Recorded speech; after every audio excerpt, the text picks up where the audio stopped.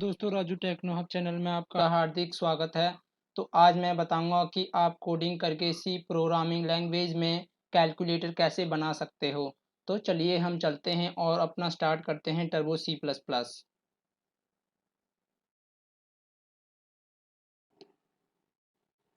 तो हमारा turbo C plus plus जो है वो स्टार्ट हो चुका है। उसके बाद आपको जाना है फाइल में। फाइल में जाने के बाद आपको न्यू सेलेक्ट करना है। न्यू सेलेक्ट करने के बाद दोस्तों हमें करनी है इस पर कोडिंग। तो हम करते हैं।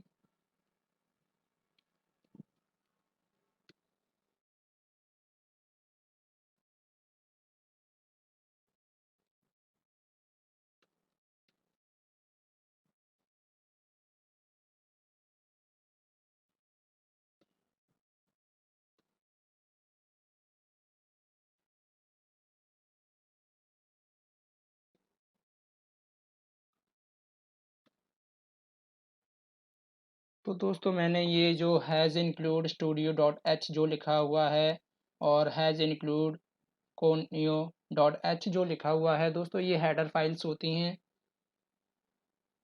Has include studio dot H का मतलब होता है स्टैंडर्ड इनपुट आउटपुट, और कोनियो डॉट एच का मतलब होता है कंसोल इनपुट आउटपुट, और डॉट एच का मतलब होता है हेडर फाइल।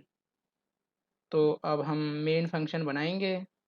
जब भी हम कोई भी प्रोग्राम सी, जावा, पाइथन किसी भी लैंग्वेज में बनाते हैं तो सबसे पहले हमें बनाना होता है वो होता है मेन फंक्शन। तो हम बनाते हैं।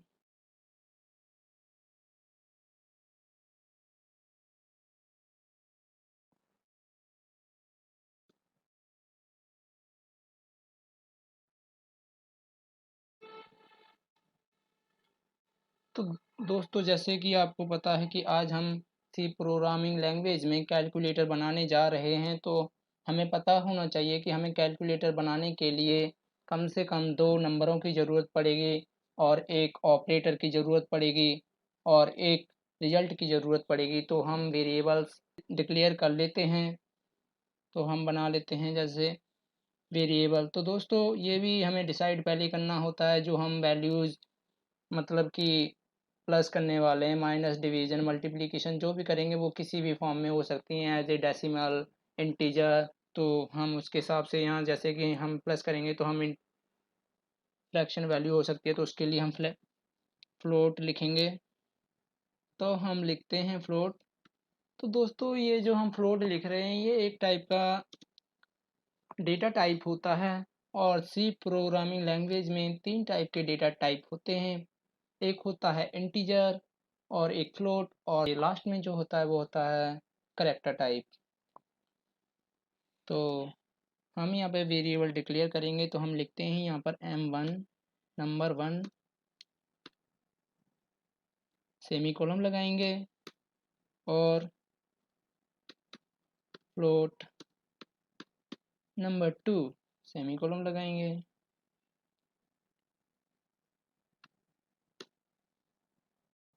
उसके बाद दोस्तों हमें चाहिए एक ऑपरेटर जो हम लगाएंगे कि हम परफॉर्म क्या करना चाहते हैं। तो उसके लिए हम लिखेंगे कैर कैर ऑपरेटर। उसके बाद हमें जिस चीज़ में अपना रिज़ल्ट स्टोर कराना है वो चीज़ भी हमें डिक्लेयर करनी पड़ती है। तो हम लिख लेंगे यहाँ पर रिज़ल्ट। और रिज़ल्ट भी दोस्तों अगर हमारी जो वैल्यूज़ हैं वो फ्लोट टाइप की हैं तो रिज़ल्ट भी हमारा फ्लोट टाइप का ही आएगा। तो हम यहाँ पर फ्लोट रिज़ल्ट लिख लेते हैं।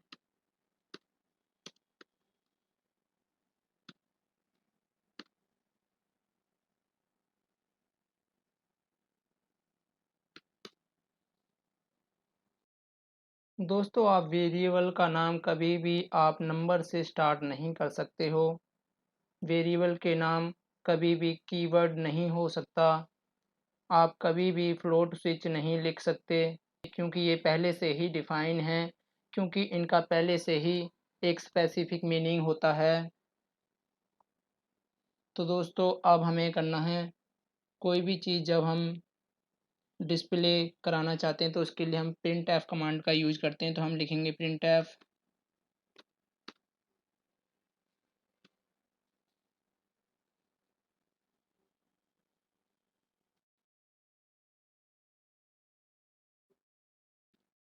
इसके अंदर हम फर्स्ट नंबर एंटर कराएंगे, तो हम लिखते हैं एंटर द फर्स्ट नंबर।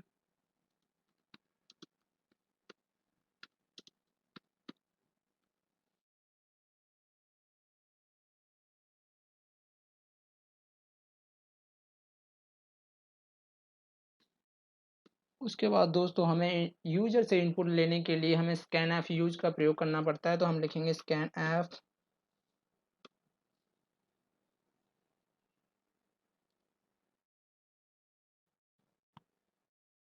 दोस्तों जो है हमारे पास वैल्यू है वो फ्लोट टाइप की है, तो हम यहाँ उसको आइडेंटिफाई करते हैं परसेंटेज एफ से, तो हम लिखेंगे यहाँ पर परसेंटेज एफ।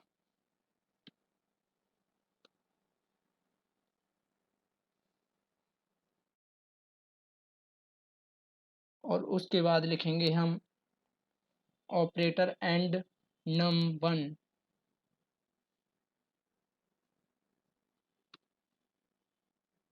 दोस्तों ये जो हम यहाँ पर एंड का प्रयोग कर रहे हैं, इससे हमें पता लगता है कि जो हमारी num1 की वैल्यू है वो कहाँ स्टोर है। इससे यानी कि हमें जो वैल्यू है उसका स्टोरेज का जो होता है वो एड्रेस का पता चलता है।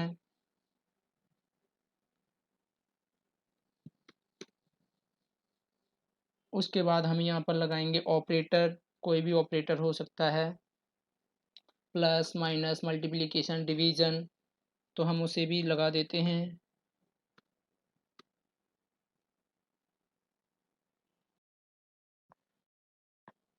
एंटर द ऑपरेशन लिख देते हैं हम।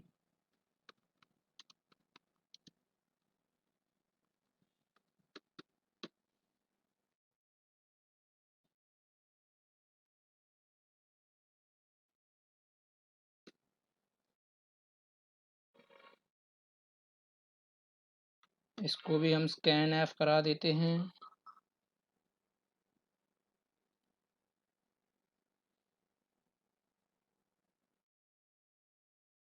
तो हमारा करेक्टर जो है वो कैर टाइप का है, तो हम यहाँ पर परसेंटेज सी से डिफाइन करते हैं, तो हम यहाँ पर परसेंटेज सी लिखेंगे।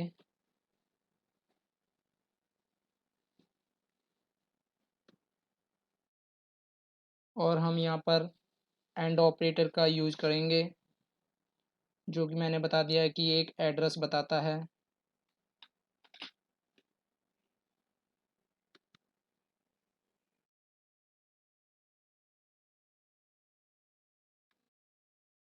तो उसके बाद अब हम करेंगे सेकंड नंबर प्रिंट। तो मैं यहाँ प्रिंट एफ लिखता हूँ।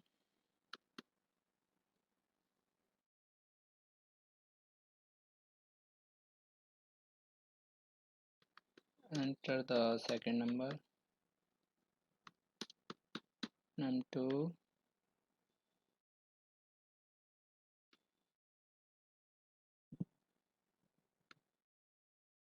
फिर इसको करते हैं स्कैन।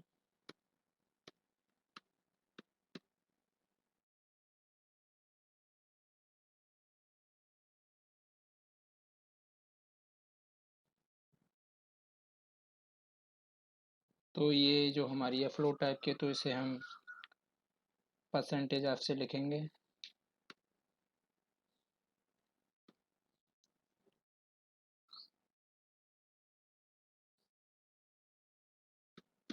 num2। उसके बाद दोस्तों हम स्विच कमांड जो है, स्विच कीवर्ड जो है उसका यूज करेंगे, तो हम यहाँ लिखते हैं स्विच।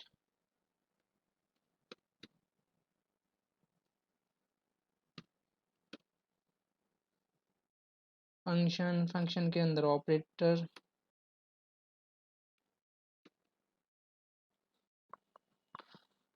स्विच केस का कोई ना कोई सिंटैक्स पता होना चाहिए। स्विच केस के अंदर कीज पास करते हो स्टेप बाय स्टेप, और वो मैच हो जाता है तो केस जो है वो एग्जीक्यूट हो जाता है।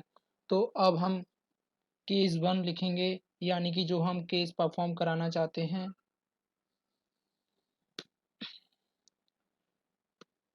केस 1, जैसे मैं यहाँ पर प्लस पहले कराना चाहता हूँ, तो मैं यहाँ पर केस 1 में प्लस लिखता हूँ।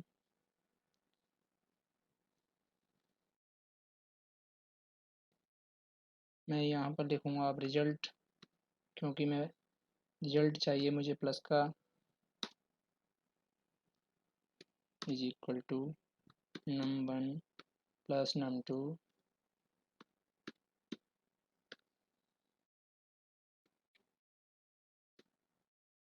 उसके बाद हम इसे करेंगे प्रिंट।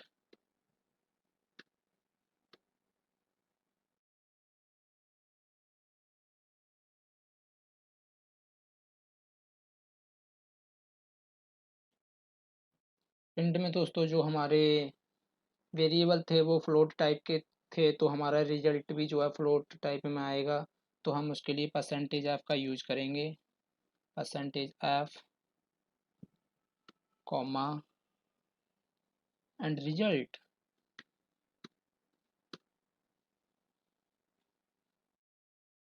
उसके बाद हम ब्रेक कमांड का यूज करेंगे।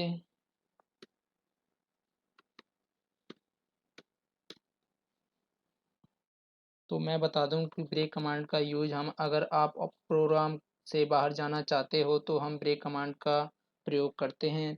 तो ये हमारे ब्रेक कमांड का यूज होता है। उसके बाद हम यहाँ पर माइनस कराना चाहते हैं, तो मैं लिखता हूँ फिर से केस केस मुझे कराना है minus minus,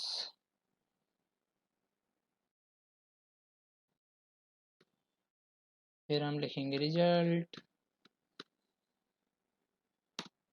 is equal to num1 minus num2।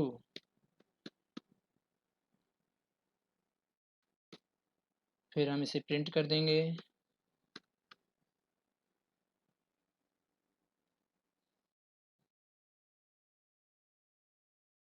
Percentage F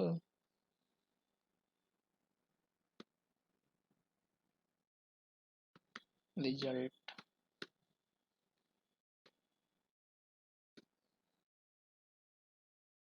break. मैं एक और केस यहाँ पर परफॉर्म कराना चाहता हूँ, जैसे कि मैं मल्टीप्लाई कराना चाहता हूँ, तो मैं यहाँ पर मल्टीप्लाई के लिए एक केस और बना देता हूँ। Case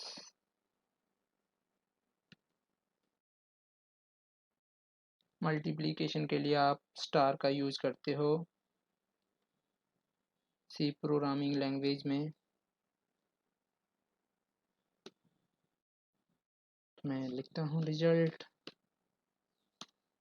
is equal to num1 multiplication num2।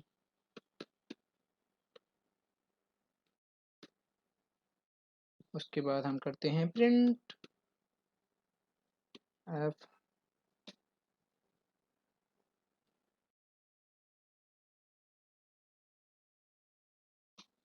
Percentage F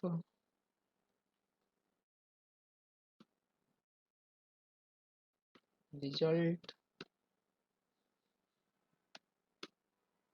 break. उसके बाद एक डिवीज़न रह जाता है, हम उसको भी परफॉर्म कर देते हैं। तो मैं यहाँ पर एक केस और बना लेता हूँ, डिवीज़न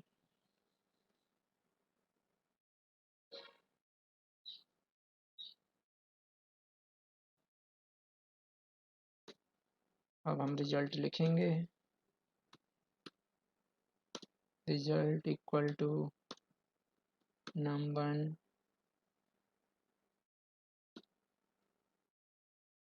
डिवीज़न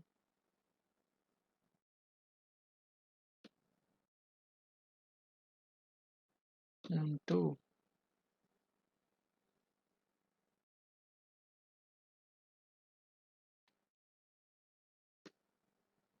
अब हम इसे भी प्रिंट करा देते हैं।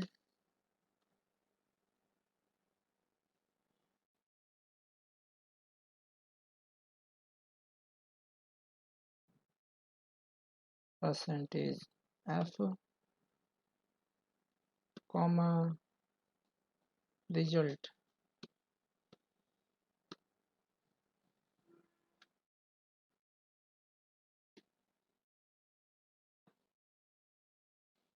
तो दोस्तों इसके बाद एक हमारा ऑपरेशन हम इसमें और लगा सकते हैं, जैसे कि हम जो एग्जीक्यूट प्रोग्राम कर रहे हैं, अगर हो सकता है उनमें से कोई भी ऑपरेशन नहीं है तो एक डिफ़ॉल्ट ऑपरेशन होता है बाहर जाने के लिए, तो हम वो भी यूज कर लेंगे। तो मैं यहाँ डिफ़ॉल्ट जो ऑपरेशन है वो भी बना लेता हूँ, केस जिसको बोलते हैं।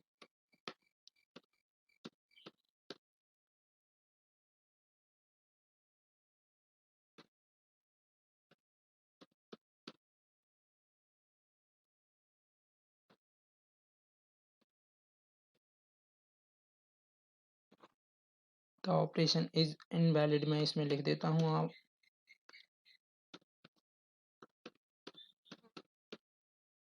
Is invalid.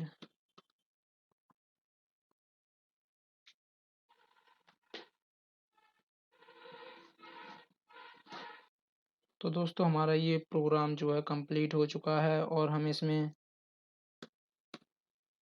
Gate C H का प्रयोग करेंगे। दोस्तों हम गेट सी एच का प्रयोग स्क्रीन होल्ड कराने के लिए करते हैं, तो मैं गेट सी एच यहाँ पर लिखता हूँ।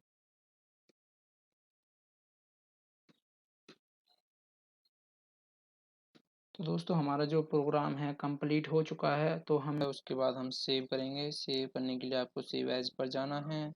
उसके बाद आप जो अपने फाइल का नाम लिखना चाहते हो वो लिख सकते हो। जैसे मैंने कैलकुलेटर बनाया तो मैं यहाँ कैलकुलेटर लिखता हूँ।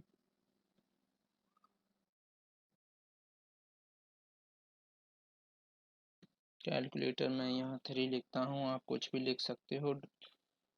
मैंने यहाँ कैलकुलेटर 3 लिखा हुआ है दोस्तों। उसके बाद आपको फाइल के नाम के बाद डॉट सी एक्सटेंशन की प्रोग्रामिंग लैंग्वेज की जो होती है वो लगानी है। उसी के बाद फाइल सेव करनी है। तो अब हम ओके पर क्लिक करते हैं। ओके पर क्लिक करने के बाद दोस्तों अब आप इसे कंपाइल करोगे। आप कंपाइल आप यहाँ से भी कर सकते हो और अल्ट प्लस F9 से भी कर सकते हो। तो मैं यहीं से कंपाइल कर देता हूँ। तो दोस्तों देखिए कि हमारा जो एरर है वो जीरो आ चुका है। अगर आपका एरर जीरो आएगा तभी आपका प्रोग्राम रन होगा, अदरवाइज रन नहीं होगा। तो प्रोग्रामिंग का कोड जो है वो अच्छे से लिखें जिससे कि एरर ना आए। तो दोस्तों उसके बाद हमें करना है रन। आप रन यहाँ से भी कर सकते हो और कंट्रोल प्लस F9 से भी कर सकते हो। तो मैं कंट्रोल प्लस F9 से इसे रन करूँगा।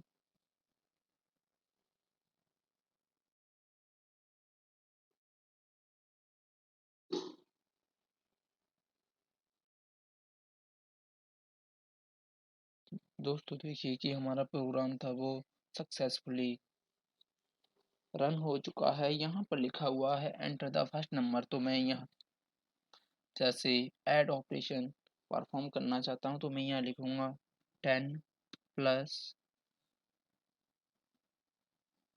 10।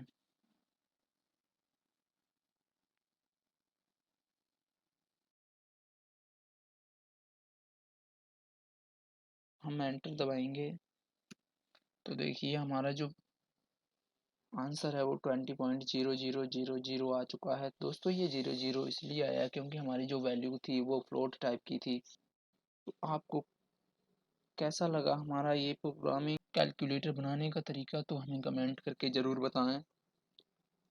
हमारी वीडियो को लाइक करें, हमारे चैनल को सब्सक्राइब करें जिससे हमारी नेक्स्ट आने वाली वीडियो की नोटिफिकेशन आप तक ज़रूर पहुंच जाए। Thank you.